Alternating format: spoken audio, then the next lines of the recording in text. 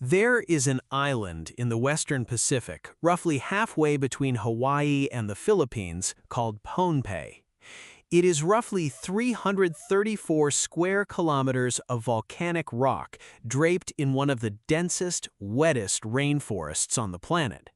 It receives something like 7,600 millimeters of rain per year, which means it is almost always raining. The interior mountains vanish into cloud most mornings. The coastline is ringed by a barrier reef, and between the reef and the shore there is a shallow, sheltered lagoon the color of blue-green glass. If you fly over Pohnpei and look down at the southeastern corner of that lagoon, you will see something that does not belong. A cluster of rectangular stone platforms rising out of the water. 92 of them, by modern count, arranged in a rough grid, separated by narrow channels, connected by causeways. Each platform is built from long, hexagonal columns of basalt, dark, heavy, fitted together in a log cabin style, columns stacked perpendicular to column, rising in places to walls nearly 10 meters high. The basalt is not local to this part of the island. It was quarried on the far side of Pohnpei, or on the outer islets, and transported by raft across open reef water to be stacked here. The whole complex covers roughly 18 square kilometers of a lagoon. This is Nan Madol, and Liwa was one of the people who built it. She did not think of it in those grand terms. Nobody does when they are inside the thing. What she thought about, on the morning I want to begin with, was rope. Specifically, whether the Senate lashing on the port side crossbeam of Raft 7 had been retied properly after the last load, because the last load had been a single column of prismatic basalt weighing something close to 40 tons, and the lashing had strained visibly on the final approach to the construction channel, and if it failed mid-crossing with a full load, the column would go to the bottom and the raft might flip, and the men on it would be in open water with a strong tidal current, and that would be a problem on multiple levels, not least of which was that losing a column to the lagoon floor was the kind of thing that required a ritual explanation to the Saudalar lord who had commissioned the construction, and those ritual explanations were never comfortable. She walked the length of the raft while it was still beached, pressing the lashing between her fingers at each joint, tugging where she thought it looked loose, watching the Senate fibers for any sign of fraying or salt rotting. The men on the crew watched her do this without comment. They had learned not to comment. Liwa's inspections were not performances. They were the reason the raft had made 47 crossings without losing a stone. Now, before I go further into Liwa's day, I need to set down something that tends to get lost when people talk about Nan Madol, which is the sheer physical audacity of what was done here. Historians and archaeologists studying the site have noted that the total volume of basalt used in the construction of Nan Madol's islets and walls exceeds 750,000 metric tons by most estimates. For comparison, the Great Pyramid of Giza contains roughly 5.9 million metric tons of stone, but the pyramid was built on land with a continental workforce in an agricultural surplus system organized over decades. Nan Madol was built on open water on a tropical island with limited flat ground in a society whose total population may never have exceeded 25,000 to 30,000 people. The logistics required to move that much stone by raft across a living coral reef system using only human muscle, plant fiber rope, and wooden rollers puts Nan Madol in the same conversation as any engineering achievement in the ancient world. German archaeologist Johann Kuberi first described the site in systematic detail in the 1870s. Later 20th century surveys, particularly work carried out by the University of Oregon and by the Federated States of Micronesia's Historic Preservation Office, confirmed that construction began as early as the 8th or 9th century CE and continued through at least the late 14th century.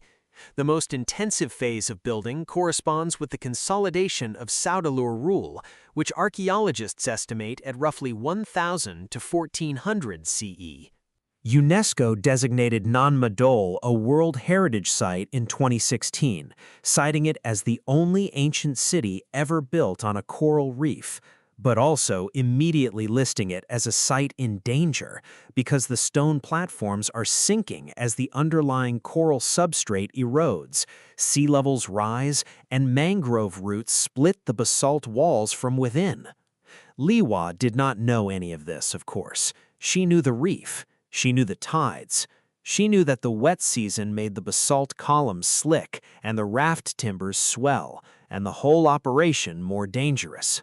And she knew that the Saudeleur Lord, the current one, was the fourth or fifth in the dynasty by her count, she had stopped caring about the exact succession, had commissioned a new mortuary islet in the northern section of the complex, and that the stone for its outer retaining walls needed to be on site before the next ceremonial cycle began, which was 51 days away, and that this meant 6 to 8 crossings per week with no allowance for weather delays. She walked to the end of the raft and looked out at the crossing. The lagoon was calm, light wind from the east, no swell to speak of. The channel between the quarry landing and the first Nan Madol causeway was roughly 2 kilometers, and the current ran north to south in the morning, which was useful. The men were gathering at the beach, 12 of them for this crossing, plus 2 boys who were learning the work. They were eating breadfruit. They were not talking much. They had done this enough times that the routine had replaced conversation. Liwa had been doing this work since she was 17. She was 34 now. She had started as a rope handler, moved to raft assembly, and arrived at coordination by a process of demonstrated competence that nobody had formally acknowledged but everyone had simply accepted, the way people accept the shape of a reef they have been navigating for years. The Saudeleur administration that commissioned the work cared about the stone arriving. They did not particularly care how it arrived or who organized the how. That was the space Liwa had moved into and filled. The thing about the Saudeleur, the thing that becomes clear when you spend time near the top of their system, was that they governed through a combination of genuine religious authority and calibrated terror. And the calibration was beginning to slip. The Saudeleur lords were, in their own cosmology, descended from the gods who had originally built the first stone platform in the lagoon. Their right to rule Pohnpei was not a political claim, it was a cosmological fact, as established and inarguable as the position of the reef. They enforced this cosmological fact through a set of protocols. The proscription on anyone except Saudeleur nobles eating certain fish, the requirement that commoners approach Nan Madol only by canoe and only through designated entry channels, the ritual calendar that regulated planting and fishing and construction and virtually every other organized activity on the island that kept the entire population of Pohnpei in a state of constant awareness of their smallness relative to the center. For a long time, this had worked.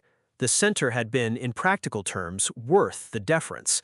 The Saudeleur controlled the redistribution of resources through Nan Madol's network of specialized islets, the mortuary compounds, the administrative platforms, the ritual kitchens, the coconut oil production sites.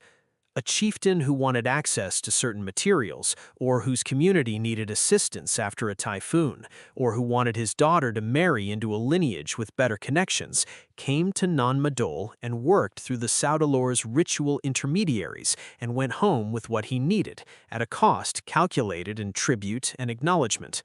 The system functioned because the Saudeleur's cosmological authority was underwritten by genuine material capacity. But the building had not stopped.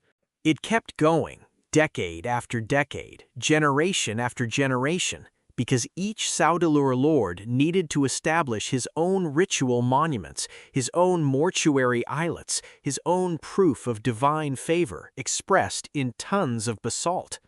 And the labor required to sustain that level of construction while also maintaining the existing structures, managing the tribute network, performing the ritual calendar, was grinding the island's commoner population in ways that had begun to produce something the Saudeleur cosmology had no real framework for: resentment that was older than any individual grievance and had become structural. Li Hua felt this as friction, not as politics. She felt it in the way the quarry workers' crews arrived late some mornings without explanation. She felt it in the way certain tributary chieftains sent fewer men than their obligation required and then sent a ritual apology that was technically adequate but tonally insolent. She felt it in the way the young men on her own raft crews looked at the Saudelur's stone and then looked at each other in a way that had changed over the past 2 or 3 years. Something gone quiet in them that used to be ordinary tiredness and had become something more deliberate. The raft was loaded. 12 basalt columns this crossing, lashed into 3 tight bundles of 4, balanced fore and aft so the raft trimmed flat. The men took the paddling positions. Li Hua stood at the stern, reading the water. The morning current was right. She gave the shove-off signal with a flat downward motion of her left hand, and they were moving. The crossing to Nan Madol took about 40 minutes in calm water with a favorable current. Li Hua used the time in a way she could not entirely explain, not watching the water, not watching the crew, but watching the walls coming toward her. The basalt was black in morning shadow and warm gray-brown in direct light, and the way the columns were fitted, dry-laid, no mortar, the weight of each course pressing the one below into stability, was something she had watched being done thousands of times and still could not entirely reconcile with the fact that it worked. Stone that heavy, stacked that high in a structure that was essentially floating on waterlogged coral fill, and it stood. It had been standing for generations. The walls at the oldest part of the complex were thicker at the base and angled slightly inward, not by accident, she had always assumed, but by the accumulated judgment of every crew that had ever laid a course and felt the structure settle and learned from what the settlement told them. They entered the main approach channel. The walls rose on both sides. The sound changed, less open air, more enclosed, the slap of water on stone and the creak of the raft's lashing echoing slightly off the basalt faces. A heron stood on the top of the left wall and watched them pass without moving. The channel narrowed toward the unloading platform, and Li Hua called the adjustment strokes, 2 short pulls on the left, a deep sweep on the right, and the raft eased against the platform edge, and the forward man looped the tie line around the stone cleat, and that was another crossing done. While the crew began unlashing the columns for transfer, Li Hua walked to the edge of the platform and looked north toward the section where the new mortuary islet was being built. She could see the work from here, a low platform maybe 60 meters away, its outer wall rising above the waterline on 3 sides, the 4th side still open where the filling material was being brought in by smaller canoes. 3 or 4 men were setting columns on the northern face, working slowly, pressing each column into position and then stepping back to look, and then adjusting. It was painstaking in the way that all dry laying was painstaking. You could not rush it without risking a collapse that would be worse than the delay. There was a man standing near the construction site who was not working. He was dressed in a way that marked him as someone from the Saudelur's administrative staff, the specific combination of fiber garments and shell ornamentation that signaled access to the upper tiers of the ritual hierarchy. He was watching the stone setters with an expression that Li Hua, from this distance, could not read precisely but recognized in type. Impatience structured as displeasure, performing authority without doing anything useful. She had seen this expression many times. It was the expression of someone who had never set a column and needed the column setters to know that their pace was being observed and found insufficient. She watched him for a moment and then turned back to her crew.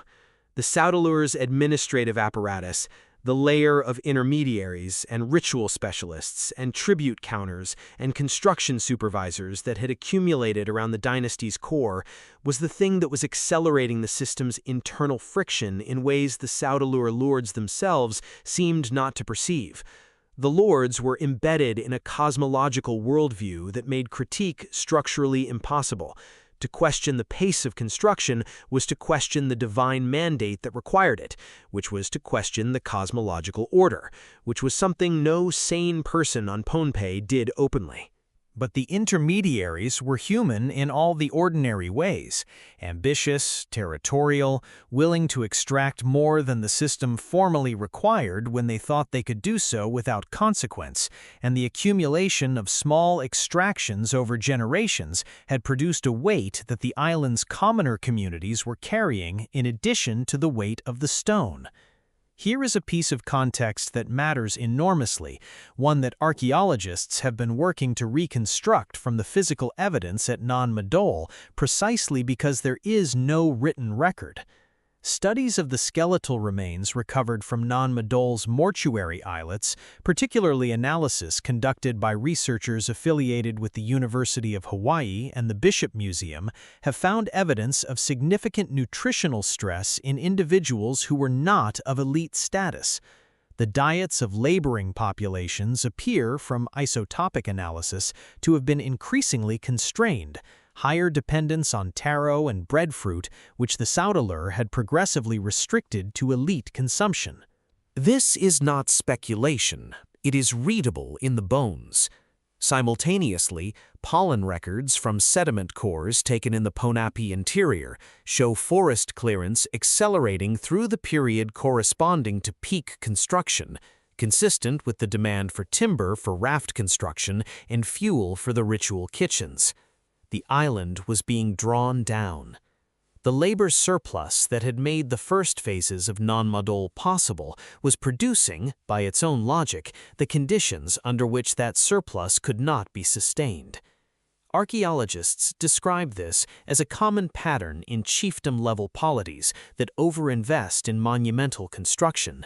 The monument becomes the machine that consumes the society that built it. At Nan Madol, the machine ran for roughly 5 centuries before it stopped. Li Hua knew, in practical terms, what the skeletal record would later confirm. She knew it because she fed the raft crews, and she watched what they ate, and she knew what they ate was not enough. She knew it because her own household, she lived in a small stone-walled structure on the landward edge of the Nan Madol complex, in the section reserved for logistics workers of her tier, had been eating more taro and less fish for the past 4 years. She knew it because when she walked through the residential islets in the evenings, she could measure the silence, and the silence had been getting thicker in a way that was not peaceful. She thought about this sometimes, in the 40-minute crossings, watching the walls come toward her. She thought about it not as a political analysis. She did not have the vocabulary of political analysis and would not have considered it safe to develop one, but as a weight calculation. She was, fundamentally, a person who understood loads and tolerances and the point at which a lashing fails. She could feel that something in the system was at the edge of its tolerance. She did not know what the failure would look like. She had no model for it. The Saudalur had always been there. The stone had always been moving. The walls had always been rising. It was the only reality she had ever known. Then the stories started coming in about a man from beyond the reef. The name was Isokelekel. Nobody on Pohnpei had met him yet, at this point. He was a rumor, then a persistent rumor, then something more than a rumor, a presence in the oral network that connected the island's chieftain communities, passing from household to household along the paths of kinship and marriage alliance that the Saudalur's administrative grid had never fully captured. He was said to be coming from Khosrei, or from somewhere beyond Khosrei, with a force of warriors. He was said to have a grievance against the Saudalur. He was said to be favored by the same powers that the Saudalur claimed as their exclusive property. Liwa heard this from one of her crew chiefs, a quiet man named Selt, who was careful with words and never said anything that was not already confirmed by 2 sources. He told her in the morning, on the beach while they were loading, in a voice too low to carry. She listened. She did not respond. She gave the shove-off signal, and the raft moved, and she stood at the stern and watched the walls coming toward her and thought about tolerances. The question was not whether Isokelekel was real. Seld did not traffic in unreal things. The question was what real meant, here, in this context. Seld told her that 3 of the chieftains in the southern districts, men whose tribute obligations had been quietly escalating for the past decade, had been in contact with people who had been in contact with people who were in contact with Isoke-Lekel's advance parties. He told her this as a fact, without a judgment attached. It was her judgment to apply. She thought about the man on the construction site who watched the stone setters with displeasure. She thought about the silence in the residential islets. She thought about the diet that the bones would remember after everything else was gone. She did not think the Saudeleur deserved to fall. She was not a revolutionary, and she had not been wronged in any singular dramatic way. She had built her competence inside the system that existed, and she had earned something real within it. But she thought about what happened to a raft when the lashing failed. The stone did not vanish, it just went somewhere nobody intended, and the raft became something other than a raft, and the question of blame was less useful than the question of where you were standing when it happened. She started thinking about where she was standing. The construction on the new mortuary islet continued through the following weeks. Liwa ran the crossings, 51 days until the ceremonial cycle, then 40, then 30. The weather held. The columns arrived and were set, the walls rose. The man from the administrative staff came and went and occasionally sent a junior attendant to tell Liwa that the pace was still insufficient, and she acknowledged the message with a specific tilt of her head that was technically respectful and communicated exactly nothing. The stone moved at the pace that the stone could be safely moved, and anyone who wanted it to move faster was welcome to come and demonstrate how. What she was doing, in parallel, was paying attention. Not gathering intelligence in any organized way. That was not her role, and she did not want it to be. But listening to what the island told her in the ordinary texture of each day. She listened to the quarry crews. She listened to the women who managed the ritual food preparation on the specialized cooking islets. She listened to the older men who remembered the previous Saudeleur lord and had opinions about the difference in tone between that administration and this one. She listened to the channel water, which during particularly low tides exposed sections of the original stonework at the base of the oldest walls. And sometimes what was exposed there was not standard prismatic basalt, but older stone of a different character, suggesting that the site was a palimpsest, that there had been something here before the dynasty formalized it, a fact the Saudeleur's cosmological narrative did not have room for. That older stone bothered her in a specific way she could not articulate. If there had been something here before the Saudeleur, then the Saudeleur had not, in fact, founded the sacred center. They had occupied and expanded a sacred center that preceded them. The cosmological claim was partially correct and partially a kind of retroactive annexation. She did not know what to do with this thought. She had nowhere to put it that felt safe. She moved it to the back of her mind and left it there, where it kept making noise. The ceremonial cycle arrived, and the new mortuary islet was completed, or complete enough for the ritual purposes that the Saudeleur required, which was not the same as structurally finished, but was sufficient for the performance. Liwa stood at the edge of the main channel and watched the ceremonial canoes bring the officiants through in their formal procession. The carved prow ornaments, the specific arrangements of fiber garments and shell ornaments that encoded rank in a visual language she could read as fluently as she read the tide. It was impressive. It had always been impressive. Non-Madol at the center of a working ritual cycle was genuinely magnificent. The black stone walls, the sound of the chants carrying over the water, the smell of ritual food from the preparation islets, the herons standing on the high walls as if they had been placed there deliberately. She felt, watching this, something she could not entirely separate from loyalty. She had built this, not the cosmology, not the mandate, not the dynasty, but the walls. She had moved the stone. Her hands were in those walls. The calloused palms and the rope burns and the years of 40-minute crossings were in the fit of every column she had supervised. And the columns were here, and they were standing, and they would stand for a long time after she was gone. That was real. That was not nothing. But she also thought, a wall does not choose who stands behind it.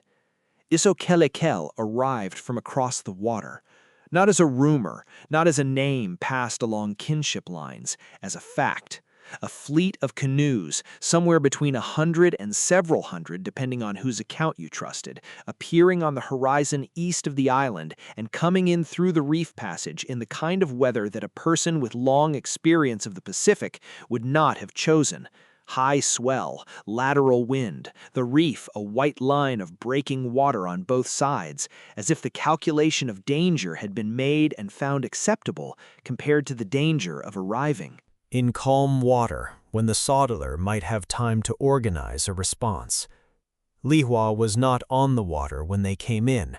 She was on one of the landward platforms, checking a section of wall where a column on the third course had been showing a hairline fracture along its long axis, the kind of crack that meant nothing or meant eventual structural failure, and there was no way to know which without watching it over time. She heard the sound before she understood what it was, a kind of collective voice, not the usual sounds of Nan Madol at work, something with a different frequency. She walked to a point where she could see the northern approach channel. She looked at the water. The canoes were already inside the reef. The oral traditions of Pohnpei, and here I need to give a careful account of what historians can and cannot verify, preserve a narrative of Isokelekel's arrival and the fall of the Saudeler in considerable detail. The primary sources are the Nanwarki oral traditions as recorded by German administrator Johann Kubari in the 19th century, and subsequently by American ethnologist John Fisher and others in the mid-20th century. The traditions describe Isokelekel as arriving with 333 warriors from Kosrae, guided to Pohnpei by divine direction, fighting a battle against the Saudeler at a location on the main island, and defeating the last Saudeler lord, who fled and, in some versions of the account, was captured and ritually shamed rather than killed. Scholars treat this tradition with the standard caution applied to oral history that has passed through many generations and multiple periods of political use. The 333 warriors figure is likely a ritual number rather than a census count, and the divine guidance framing reflects how a successor dynasty naturalizes its legitimacy. But the core event, a successful outside challenger ending Saudeler rule, is consistent with the archaeological record, which shows a discontinuity in construction activity at Nan Madol sometime in the 14th or early 15th century, followed by a shift in how the site was used that corresponds with the traditions of the Nanwarki system that replaced Saudeler rule. The conquest was real. The Saudeler dynasty ended. What exactly happened in the days and weeks of the transition?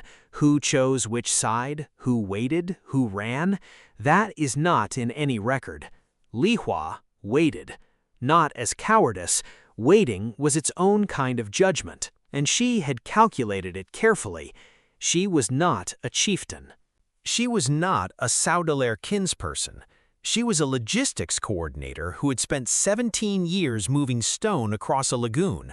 She had no army, no alliance, no ritual authority. What she had was knowledge of the physical structure that both sides would need to control, and the patience to let the outcome arrive before she committed her knowledge to one direction or another. The battle, when it happened on the land, not in the lagoon. Nan Madol was not a fortress in the military sense. The water channels that surrounded it were a ritual and administrative structure, not a defensive one, and the stone walls were not designed to resist an assault from within the island's population, which is what an Isokelekel-aligned attack would be. The Saudeler's control of Nan Madol depended on the compliance of the island's communities, and when that compliance ended, when the chieftains of the southern districts made their choice, the stone walls became stage scenery rather than fortification. She heard about the last Saudeler lord's flight from one of the administrative staff she had worked with for years, a man who had always been careful about his loyalties and was now being very careful in the opposite direction, demonstrating enthusiastic alignment with the new order in a way that Liwa found both understandable and slightly nauseating. He told her that the Lord had fled north, then been caught, then, here the account became uncertain, been brought to Nan-Madol and conducted through some kind of ritual that ended the dynasty's claim. Liwa walked to the construction site of the mortuary islet that had been the last project she had finished under Saudeleur commission. The walls were solid, the columns were seated correctly, the fill was packed. She ran her hand along the basalt face, cold, slightly rough, the crystal structure of the stone visible in the morning light, and felt the weight of it pressing down into the coral and the coral pressing down into the lagoon floor. Sound, as far as she could judge, good for decades, maybe longer. Isokelekel's people would use this space. They might rededicate it, rename it, insert it into a new cosmological narrative that credited different ancestors, but the stone would be the same stone. Her work would be underneath whatever they built on top of it. She thought, a wall does not choose who stands behind it, but the people who build walls get to decide whether to keep building them, and for whom, and at what pace, and according to whose judgment of what is safe. She walked back to the raft landing and began checking the lashing on Raft 7. The centuries after Isokelekel's overthrow of the Saudeleur saw a gradual shift in how Nan-Madol functioned. The site was not abandoned immediately. The oral traditions suggest it remained in ceremonial use under the Nanmarki chieftaincy system for some time, but the intense construction activity that had characterized the Saudeleur period ceased. Without the centralized tribute system and the cosmological imperative to keep building, the logistical apparatus that had moved stone across the lagoon had no commission to fulfill. The walls stopped growing, the raft crews dispersed, the channels slowly silted, the mangroves began their work on the stone. Modern assessments of Nan-Madol's condition describe a site in active structural decline. The coral fill beneath the platforms is being undermined by tidal action and the probing roots of mangrove trees that have colonized every horizontal surface not scoured by storm surge. The basalt columns themselves are geologically stable. Prismatic basalt does not dissolve in salt water, but the structures they form are being taken apart from within as roots split joints in stormwater moves fill material, and the walls slowly disaggregate back into their component pieces. Several of the outer islet walls have partially collapsed in recent decades. The UNESCO World Heritage listing in 2016 was accompanied by an immediate inscription on the list of World Heritage in danger, and FSM government reports since then have described difficulty funding stabilization efforts at the scale required. The site receives a fraction of the international archaeological attention that comparable monuments in the Mediterranean or Asia receive, partly because of its remoteness and partly because the Pacific's indigenous histories have historically been lower priority in the global allocation of research funding, a disparity that Pacific scholars, including those at the University of the South Pacific and the University of Hawaii at Manoa, have been working to correct for the past 3 decades with increasing success. There is an attempt now to read the site more carefully than it has ever been read. Ground-penetrating radar surveys have identified subsurface features, possible earlier construction phases, possible storage or structural elements not visible above the waterline, that suggest the islets we can see are only part of the story. LiDAR surveys of the surrounding landmass have identified features in the forest interior that may represent the residential and agricultural infrastructure that fed the Nan-Madol complex, the ordinary lives, the taro paddies, the breadfruit groves, the sleeping houses, the families, that do not appear in the monument itself because the monument was never meant to be lived in by ordinary people. It was meant to be seen, approached, supplicated, and feared. Liwa's equivalent, the logistics workers, the raft crews, the quarry teams, the women who maintained the food islets, lived and worked and died in those invisible spaces. The monument records the Saudeler's claim to divinity. The soils and the sediment cores and the isotopic analysis of bones record the lives of the people who made the claim physically possible. She would have understood this distinction. She spent 17 years moving stone to build a monument to a power she served but did not own. She understood the difference between what a wall represents and what it weighs. She understood that the work of hands survives the intentions of the people who commissioned it. And she understood, in the way that a person who has spent years calculating loads and tolerances understands structural failure, that systems which mistake their own permanence for proof of legitimacy tend to run until they stop, and they stop all at once. Nan Madol stopped all at once.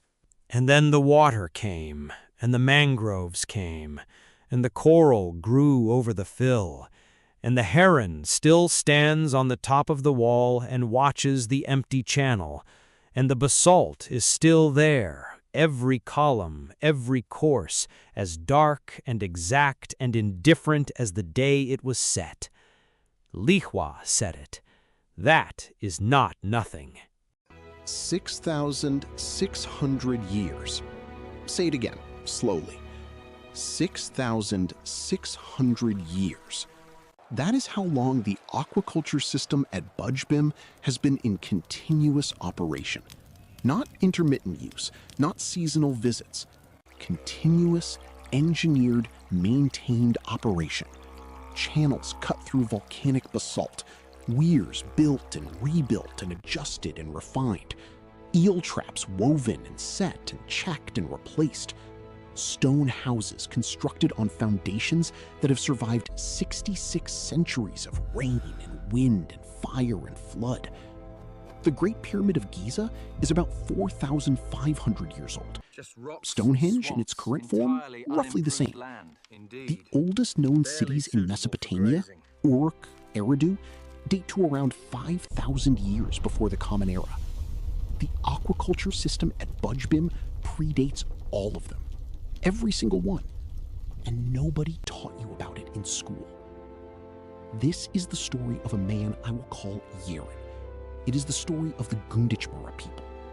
It is the story of a volcanic landscape in what is now southwestern Victoria, Australia, and the extraordinary thing that happened when a community of indigenous Australians looked at a field of black basalt rock left behind. Language is a dormant shield volcano in the western district of Victoria, about 270 kilometers west of Melbourne. When it erupted, it sent lava flows across the surrounding landscape, creating a vast field of dark basalt rock that blocked natural drainage patterns and formed a complex system of wetlands, lakes, and seasonal marshes. The eruption was catastrophic, but the landscape it left behind was something else entirely. An opportunity. The Gunditjmara, the Aboriginal people whose country this is, have oral traditions that describe the eruption itself. Their creation narratives speak of a great being who moved through the landscape and shaped it with fire.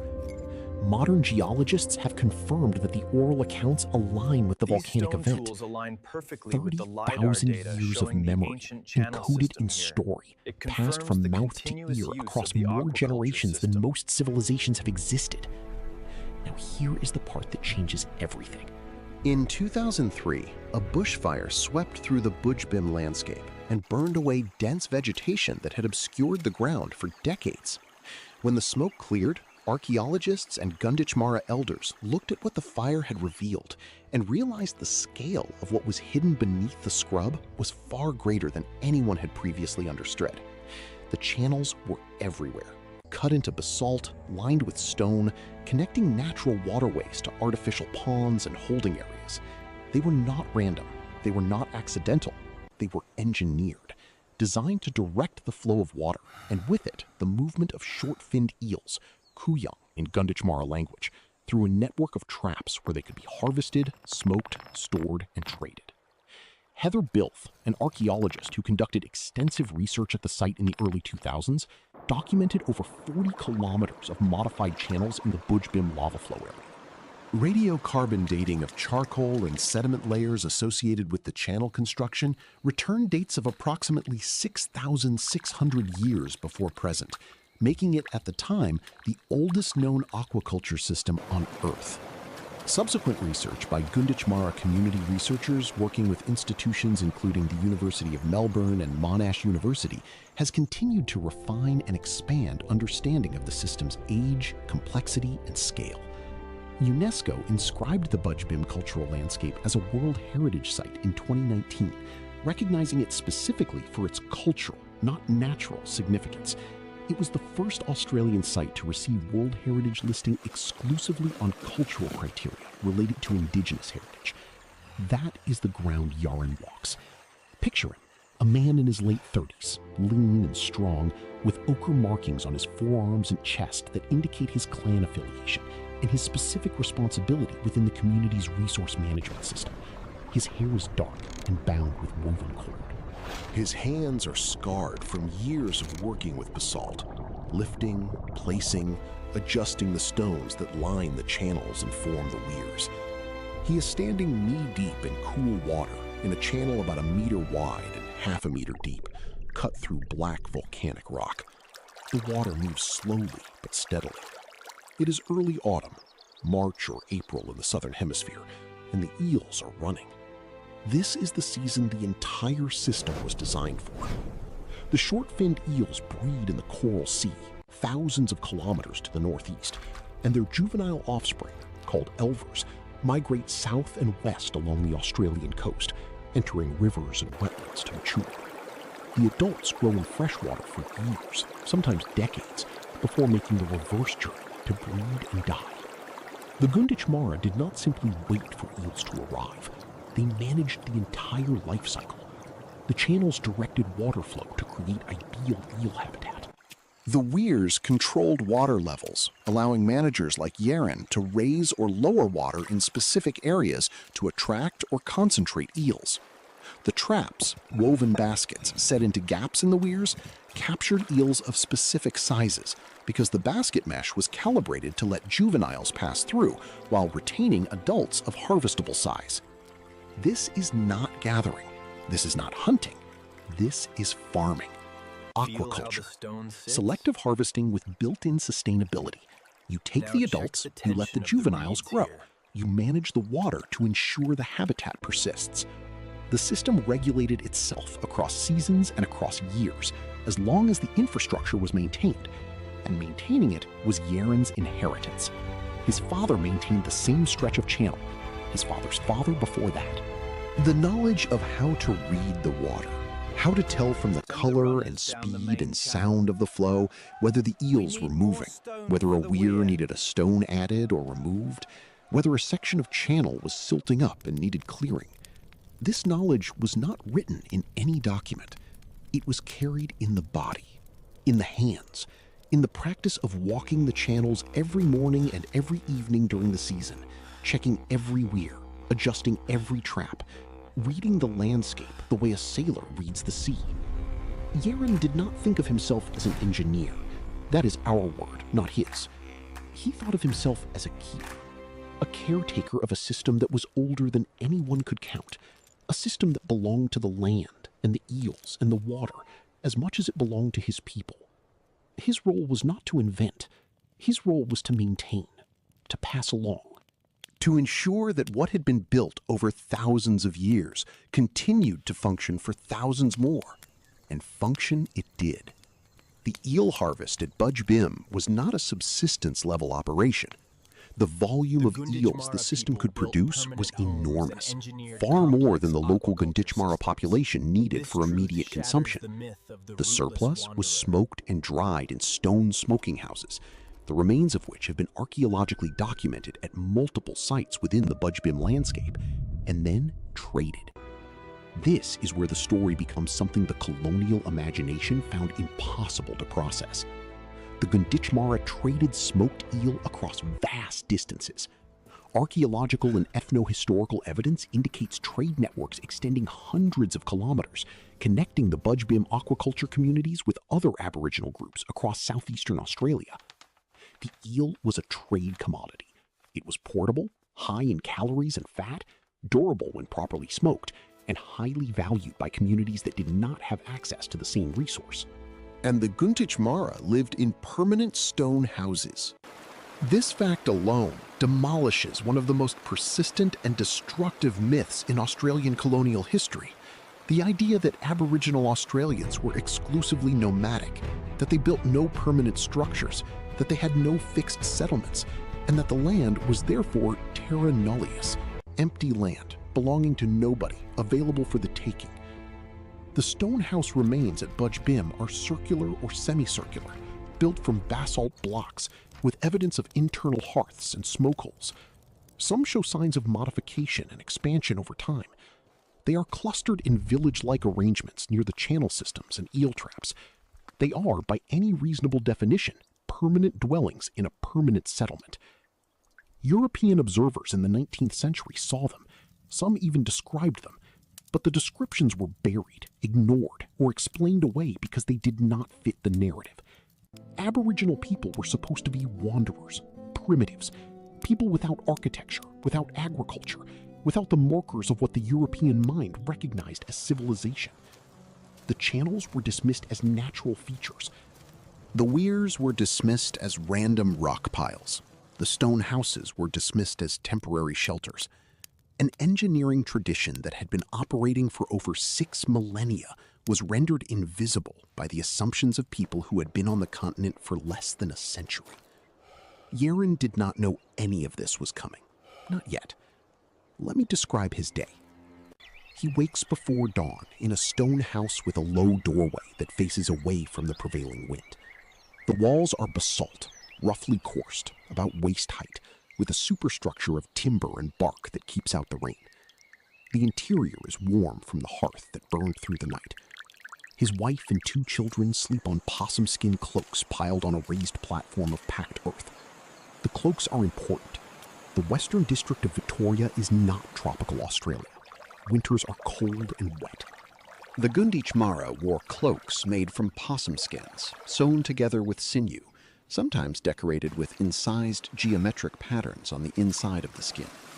These were valuable items, traded and inherited. Yeren ducks out through the doorway and stands in the pre-dawn gray. The landscape around him is unlike anything a visitor from another continent would expect of Australia. It is green, lush, wet. The volcanic soil is fertile. The wetlands are full. The air smells of water and earth and eucalyptus. Mist hangs over the channels. He can hear the water moving. He walks his section.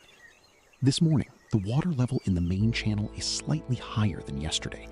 Rain upstream, probably, or a natural adjustment in the outflow from the lake. He reaches the first weir and checks the trap. The woven basket is heavy. He lifts it and finds 8 adult eels inside, thick and dark, coiling over each other. He transfers them to a carry bag made from woven bark fiber.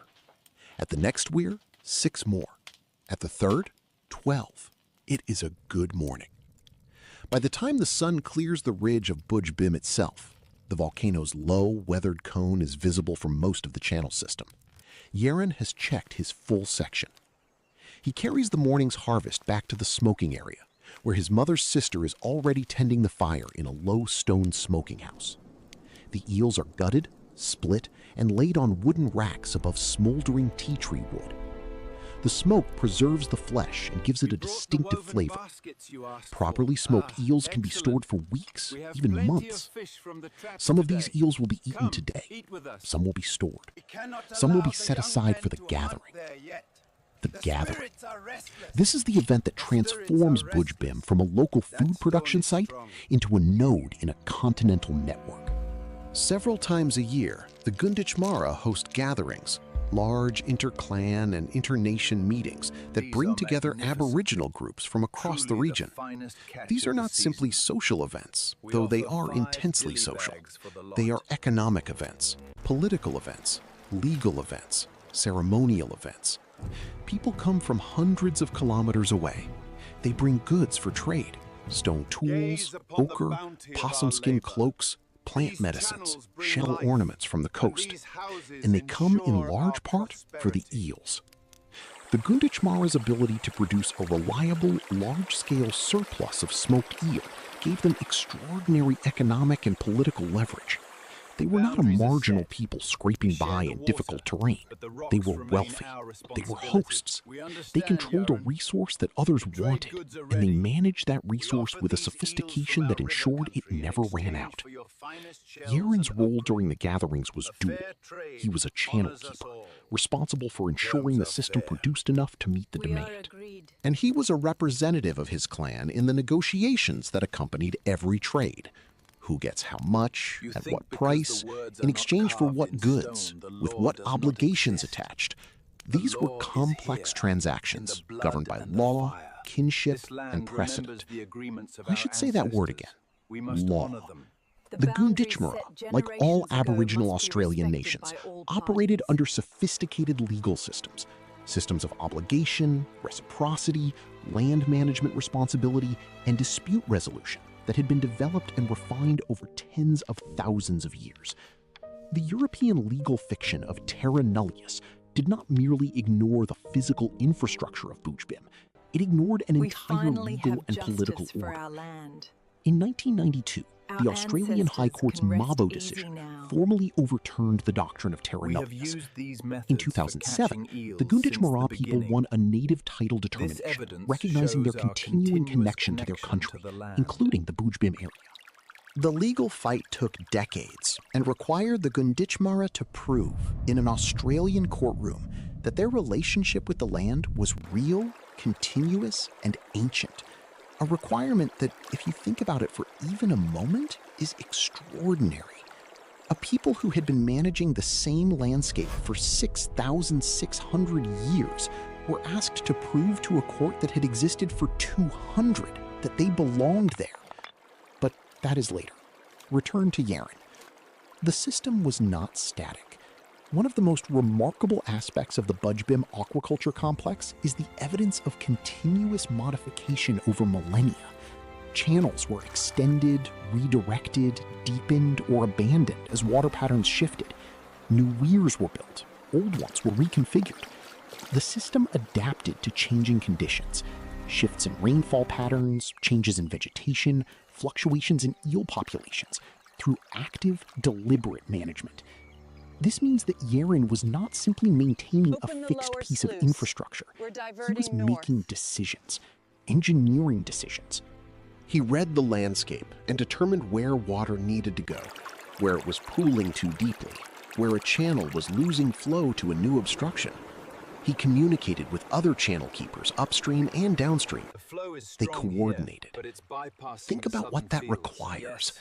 A shared understanding of hydraulic principles, how water moves across a landscape, how gradient affects flow, how channel width and depth interact to determine velocity and volume. A shared vocabulary for describing these principles. A system for coordinating work across multiple clan groups because the channel network crossed clan boundaries. A method for resolving disputes when one group's modifications affected another group's water supply.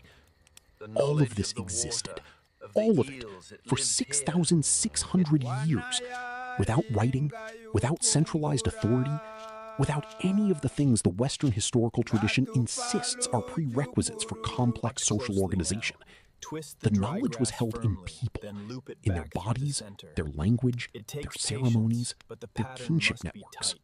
And it was transmitted across generations through direct instruction, observation, practice, and story. The same methods by which the Gunditjmara had maintained the memory of the volcanic eruption that created the landscape in the first place. Here is a moment I want you to hold. Yaren is teaching his son. The boy is perhaps 10 years old enough to be useful, young enough to be impressed. They are standing in a section of channel where Yaren has noticed the flow weakening over the past several days. He suspects a partial blockage upstream, a stone shifted by recent high water perhaps, or a buildup of sediment behind a weir. They walk upstream together, Yaren pointing out the signs, the slight change in water color where sediment is settling instead of flowing. The quiet spot where you should be hearing a ripple over the weir crest, but hear nothing. The particular way vegetation grows thicker in slow water than in moving water. They find the problem. A basalt slab, about the size of a man's torso, has shifted in the wall of a weir, creating a gap through which water is bleeding sideways into a depression instead of continuing down the main channel.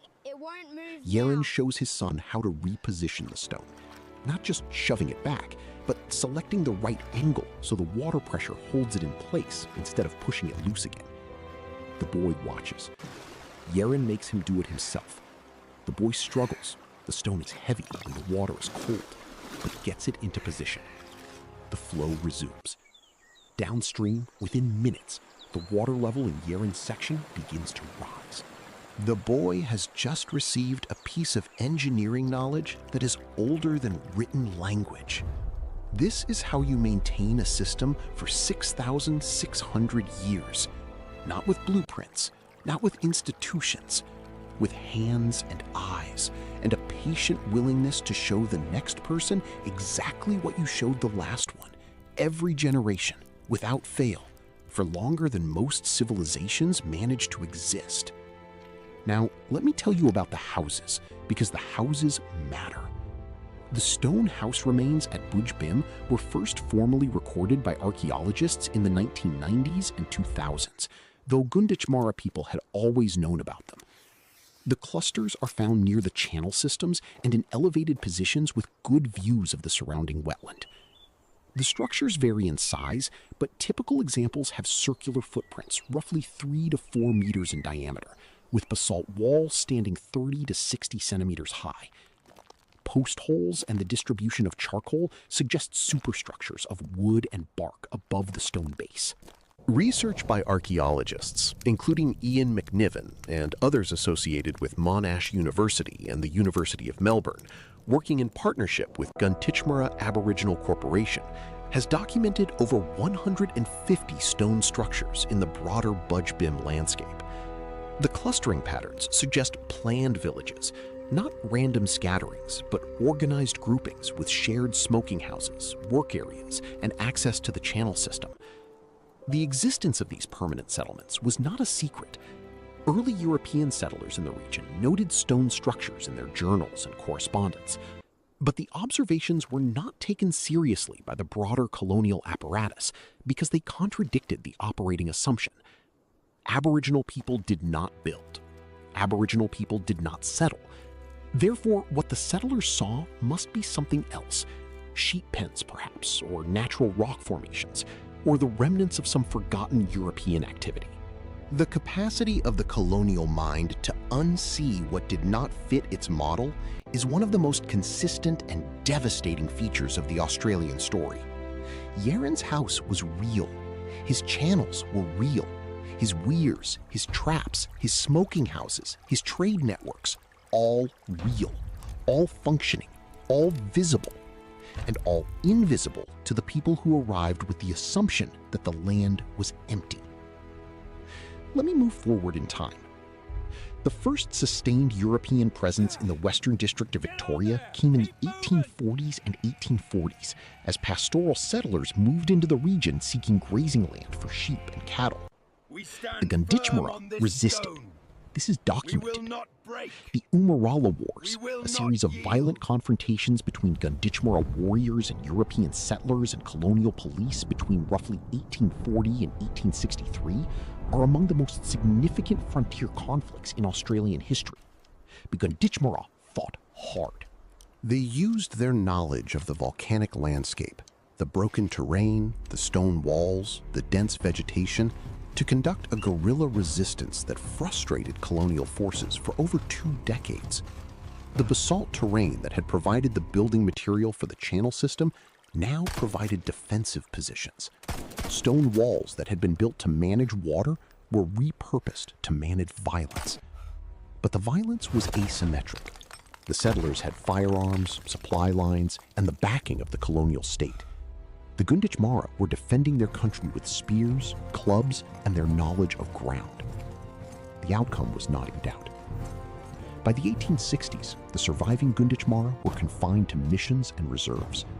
Their access to Budj and the channel system was restricted or eliminated.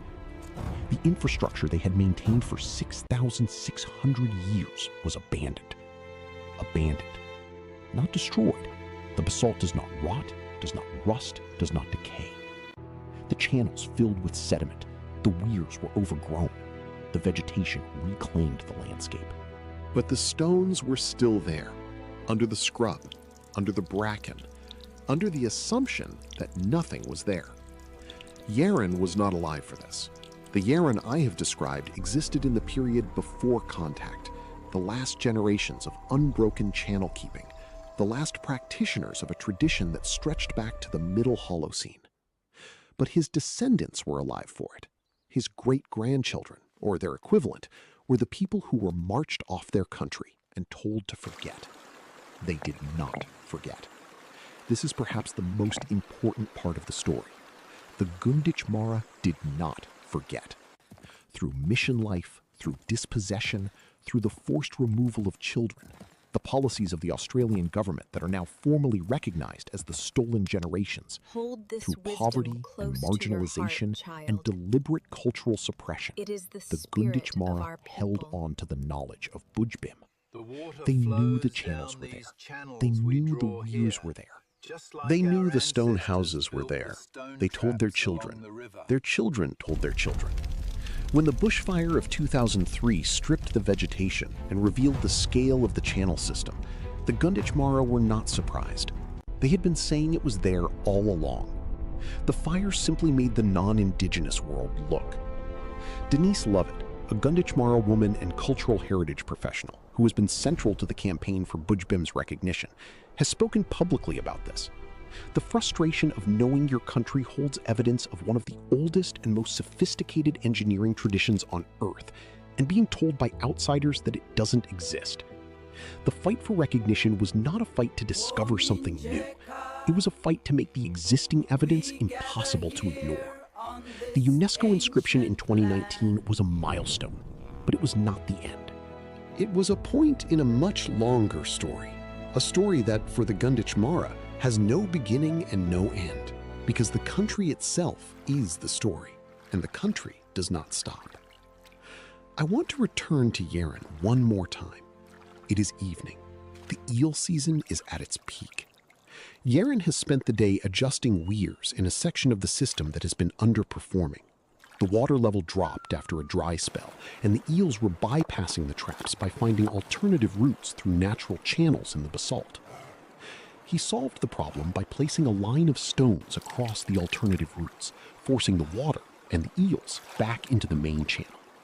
It took him most of the afternoon, working in cold water with heavy rock, and his hands are raw.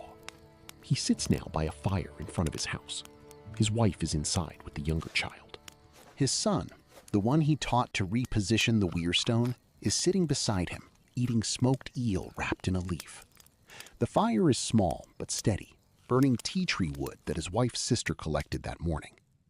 The landscape around them is dark. The wetlands extend in every direction, reflecting the last light of the sky. The sound of water moving through the channels is constant, a low, continuous murmur that Yaren has heard every day of his life, and that his ancestors heard every day of theirs, back through 600 generations, to the people who first looked at the lava field and saw possibility. He does not think of himself as part of a tradition that is 6,600 years old. He does not count years the way I am counting them for you. He thinks of himself as someone doing what his father did, what his father's father did, what has always been done. The channels have always been there. The eels have always come. The work has always needed doing.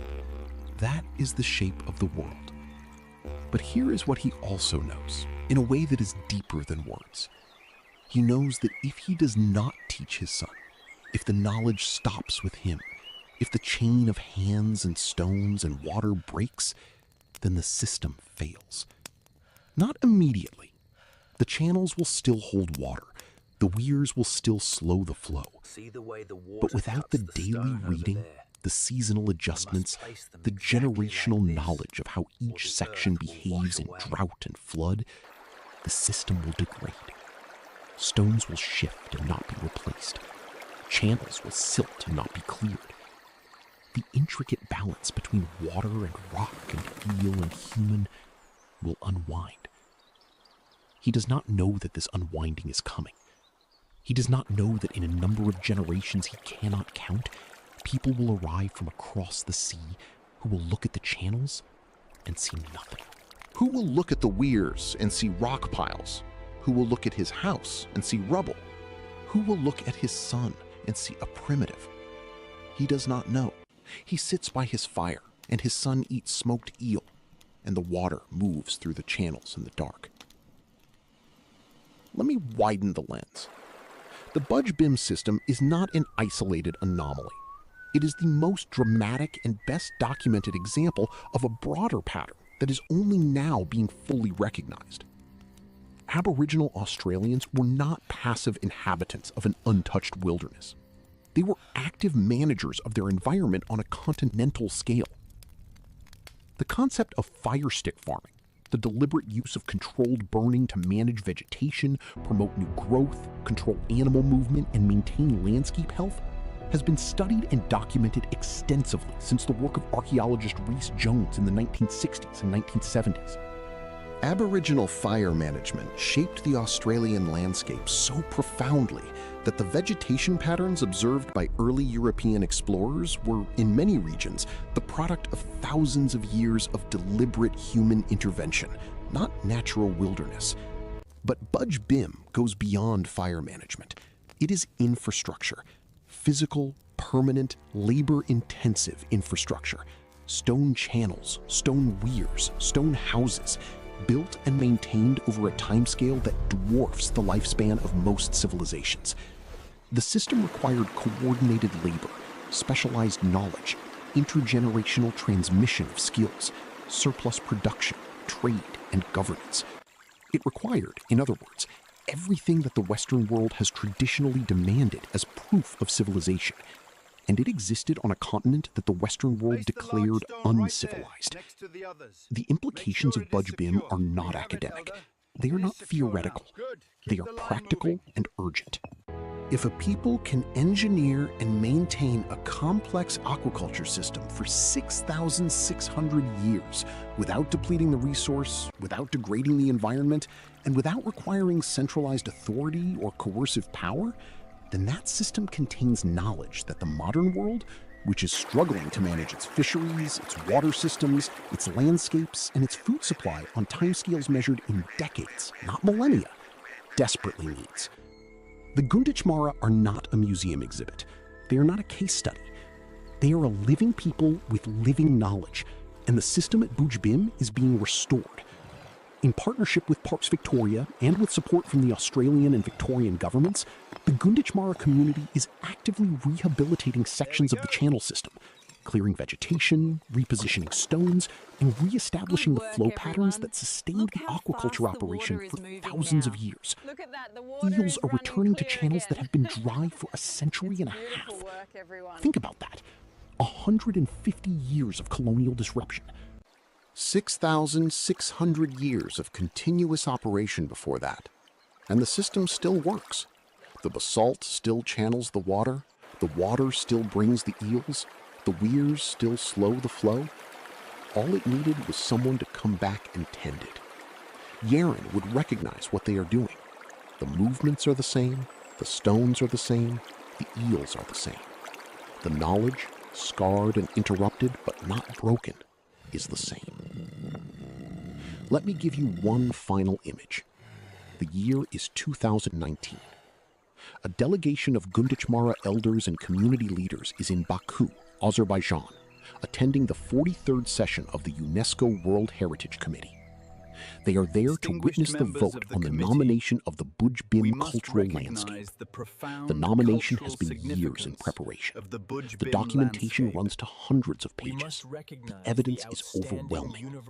The committee votes. Budj-BIM is inscribed. In Baku, the Gunditjmara delegation celebrates. In Victoria, Australia, at Budj-BIM itself, community members gather at the channels. The water is still flowing. The eels are still running. The basalt, dark and dense and enduring, is still holding the shape that human hands gave it 6,600 years ago. Nobody has to prove the system exists anymore. The world has agreed. But here is the thing the Gunditjmara know, and that Yaren knew. and that No every longer channel hidden. keeper before and after him knew. No longer The system did disputed. not need the world's agreement to exist. It existed because the work was done. Every day, every season, every generation. Stone by stone, weir by weir, eel by eel, hand over hand, for 6,600 years. The UNESCO inscription is important. The native title determination is important. The archaeological research is important. But none of it made the system real. The system was always real. It was the world that was slow to see. 66 centuries. Say it one more time. 66 centuries. The pyramids are young by comparison. Stonehenge is young by comparison.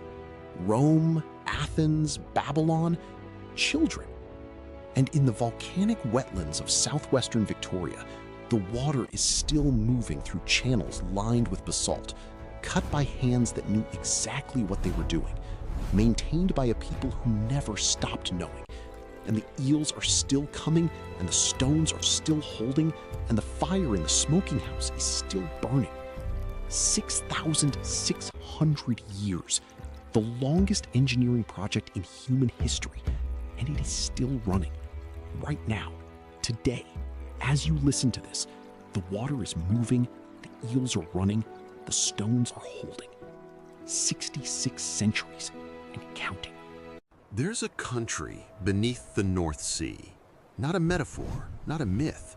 A country with river systems and ridge lines and lake shores and campsites where human beings lived, hunted, loved, buried their dead, and watched the sun set over grasslands that no longer exist. If you drained the North Sea tomorrow, pulled the plug on the gray water between England and Denmark, you would find it. The contours are still there on the seabed. Sonar surveys have mapped river channels that once carried fresh water to estuaries teeming with fish. Sediment cores have recovered pollen from birch and hazel forests that grew on hills now 40 meters underwater. Fishing trawlers have dragged up the bones of mammoths and the antler harpoons of the people who hunted them. The country had no name.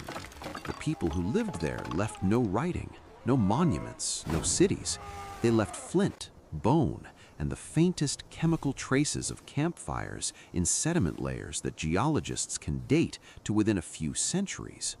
Archaeologists call the country Doggerland after the Dogger Bank, a shallow sandbank in the middle of the North Sea where British fishing boats have worked for centuries, and where, beginning in the early 20th century, trawler nets began pulling up objects that should not have been on the ocean floor. Antler points, worked flint, a chunk of peat with a barbed bone harpoon embedded in it. In 1931, the trawler Colinda hauled up a lump of moor log, compressed peat from the Lehman and Auerbank, 25 miles off the Norfolk coast, and inside it was a barbed antler point of unmistakable Mesolithic workmanship. The object was 8,000 years old.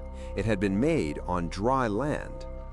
The University of Birmingham's Europe's Lost Frontiers project, led by archaeologist Vincent Gaffney beginning in 2015, used seismic survey data originally collected by the petroleum industry to build the most detailed map of Doggerland's submerged landscape ever produced. What they found was not a featureless mudflat. It was a complex, varied, resource-rich environment. A patchwork of wetlands, river valleys, coastal lagoons, and upland areas that would have supported a substantial Mesolithic population for thousands of years. Gaffney's team identified what appeared to be a massive inland lake, a river system comparable to the Rhine, and coastlines with the kind of sheltered inlets that attract human settlement everywhere on Earth. The project recovered ancient DNA from sediment cores, identified shifts in vegetation patterns, and produced models of how the landscape changed as sea levels rose between roughly 10,000 and 6,000 BCE. This was not marginal land at the edge of nowhere. This was the center of the Mesolithic world. I want to take you there. I want to put you on that land before the water came. Wren is not a name anyone would have used. Mesolithic hunter-gatherers in northern Europe left no written records, and the languages they spoke are lost beyond any hope of reconstruction. But the person I am calling Wren is not imaginary. He is a composite, assembled from the archaeological evidence of how people lived in the final centuries of Doggerland's existence, roughly 6500 to 6200 BCE. He is a flint knapper, a seasonal camp organizer, a man in his late 30s, old by the standards of his world, with hands scarred from decades of striking flint nodules into microliths, the tiny geometric blades that Mesolithic people hafted into wooden and bone handles to make composite tools. His world is shrinking. He knows this. Not the way you and I know about sea level rise, not as a data set or a projection or a graph in a report. He knows it the way you know the contour of your own backyard. The creek that used to run dry in summer does not run dry anymore. The mudflat where his grandmother dug for cockles is underwater at low tide now. The campsite on the south-facing slope above the river, the one his people have used every autumn for as long as anyone can remember, flooded last spring for the first time. The land is sinking, or the sea is rising. Wren does not have the vocabulary to distinguish between the two, and in practical terms, it does not matter. What matters is that the hunting ground is getting smaller. The reed marsh that attracts waterfowl in spring is expanding into the birchwood. The freshwater lake where his people fish for pike is turning brackish. Every generation in Wren's lineage has known a slightly different coastline. His great-grandfather walked to places Wren cannot reach without a boat. His children will need boats to reach places Wren can still walk. But the change is not fast enough to constitute a single dramatic event. There is no flood, there is no catastrophe, not yet. There is only the slow, grinding, relentless arithmetic of millimeters per year, compounding across decades, eating land that nobody will remember was ever land. This is the thing about Doggerland that makes it different from every other lost civilization I have ever told you about. The Phoenicians were conquered, the Etruscans were absorbed, the Minoans were shattered by a volcanic eruption. Doggerland was not destroyed by any human act or sudden natural disaster. It was drowned by time, by the patient, indifferent work of meltwater from ice sheets that had been retreating since the last glacial maximum 18,000 years earlier. The people who lived there did not lose a war. They lost a geological argument, and they lost it slowly enough that every generation could see it happening, and fast enough that no generation could stop it. Wren's camp sits on a low ridge above a river estuary. On clear days, he can see the chalk hills to the west, the future cliffs of eastern England, and on very clear days, the faintest blue line of higher ground to the east, the future coast of the Netherlands. Between those two horizons, the land is flat, waterlogged, and alive. Birch and willow crowd the riverbanks. Reed beds stretch for miles along the estuary, dense with nesting birds. Red deer move through the open grassland between the tree cover, following paths that Wren's people have memorized across lifetimes. The camp itself is modest, a cluster of shelters, bent hazel poles covered with hides and bark, arranged around a central hearth. Drying racks for fish and meat, a midden heap of shells, fish bones, broken flint, and fire-cracked stone that has been accumulating for decades. The camp is seasonal. Wren's people move between 3 or 4 sites in a yearly circuit, following the migrations of deer and fish and waterfowl, arriving at each site when its particular resources peak. This is not primitive. This is sophisticated.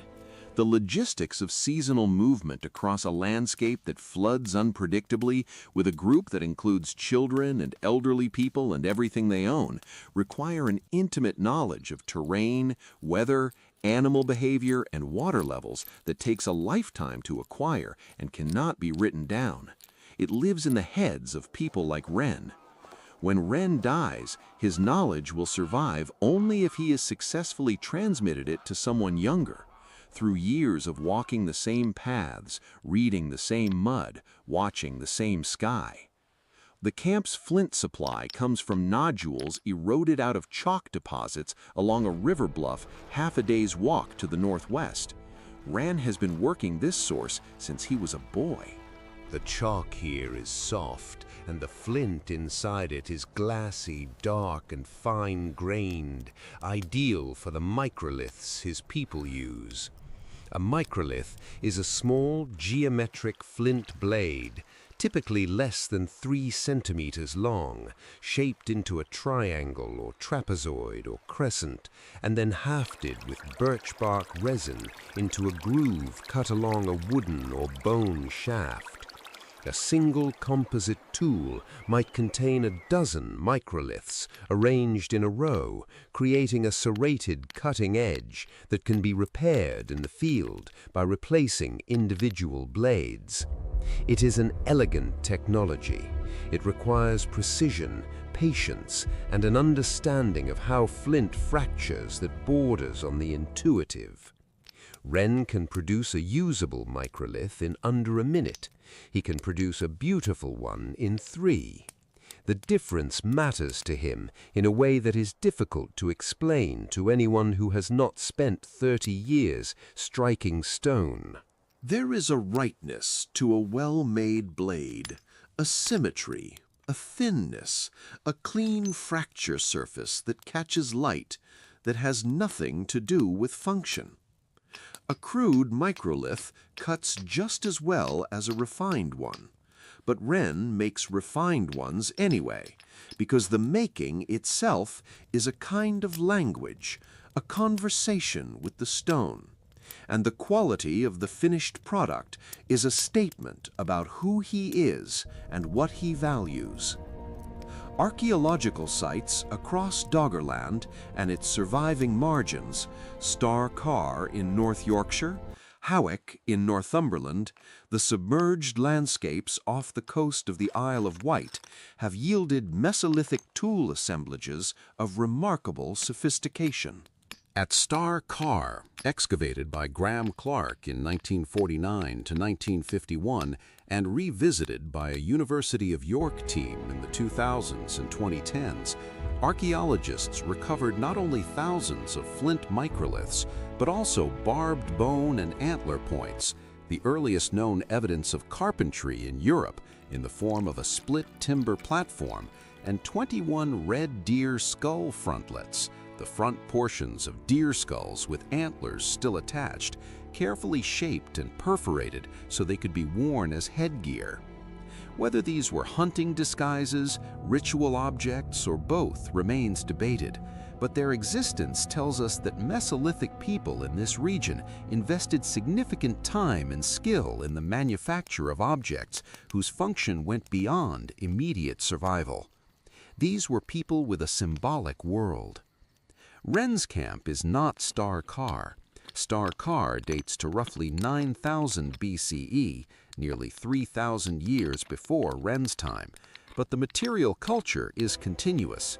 The same traditions of flintworking, boneworking, and seasonal movement that appear at Star Carr persist across the Mesolithic of Northern Europe, adapting to local conditions and changing environments, but recognizably part of the same broad cultural system. Wren inherits a way of life that has been refined over millennia, and that way of life is ending. The spring flood this year was worse than last year's. Wren noticed it first in the midden. The shell heap at the edge of camp, the one that has been accumulating for longer than anyone alive can remember, was undercut by rising water in early spring, and a section of it collapsed into the river. Wren found mussel shells and fish vertebrae from her grandmother's time scattered across the mudflat downstream, things that should have stayed buried, things that should have remained where they were put. The midden is the camp's memory. Every layer records a season of occupation, what was eaten, what was discarded, what was burned. The collapse of the midden is not just erosion, it is erasure. The record of who was here and what they did is washing downstream into the estuary, mixing with silt, disappearing into water. Wren does not think in these terms. He does not conceptualize his midden as an archive, but he understands loss. He understands that the place where his mother cracked hazelnuts and his father split antler tines is now part of the river, and that the river is wider than it was when he was a boy, and that the reed beds are advancing into the birchwood, and that the birchwood is retreating uphill, and that there is not much hill left. The old people talk about places that are gone. A hunting ground 2 days' walk to the southeast that is now open water. A river crossing that used to be knee-deep and is now chest-deep. A sandbar in the estuary where seals hauled out every autumn, submerged now, visible only at the lowest tides. These are not legends. These are the memories of living people describing changes they witnessed with their own eyes. Wren has his own list of lost places. A flint source on a bluff above a creek that flooded permanently 3 winters ago. A nut grove on a south-facing slope that is now too waterlogged for hazel to grow. A campsite on the coast as it was when he was 12, that is now a quarter-mile offshore, visible only as a dark stain of charcoal and bone in the shallows at low tide. Each loss is small, each loss is survivable, but they accumulate, and they only go in one direction. The question that Wren cannot answer, the question that nobody in his world can answer, is whether the land will stabilize, whether there is a point at which the water stops rising and a new equilibrium is reached, and the remaining land is enough to support his people's way of life. We know the answer. They did not. The water did not stop. Between roughly 8,000 and 6,000 BCE, global sea levels rose approximately 20 meters, an average of about a meter per century, though the rate varied. In some periods, the rise was imperceptible. In others, particularly during episodes of rapid ice sheet collapse, it accelerated dramatically. The Mesolithic inhabitants of Doggerland experienced this not as a graph, but as a lived reality. Some decades, the coast barely moved, lulling people into the belief that the worst was over. Other decades, the sea advanced visibly, swallowing familiar landmarks in a single season. Wren is living in one of the acceleration periods. The Laurentide ice sheet in North America is in its final stages of collapse, releasing enormous volumes of meltwater into the global ocean. The effect is felt everywhere, but in the shallow, flat terrain of Doggerland, it is felt acutely. A 1-meter rise in sea level on a gently sloping coast can to several kilometers of horizontal land loss. Wren's world is not just getting wetter. It is getting physically smaller. He has a decision to make. The western hills, the chalk uplands that will become eastern England, are higher, drier, and increasingly attractive. Other groups are already moving there.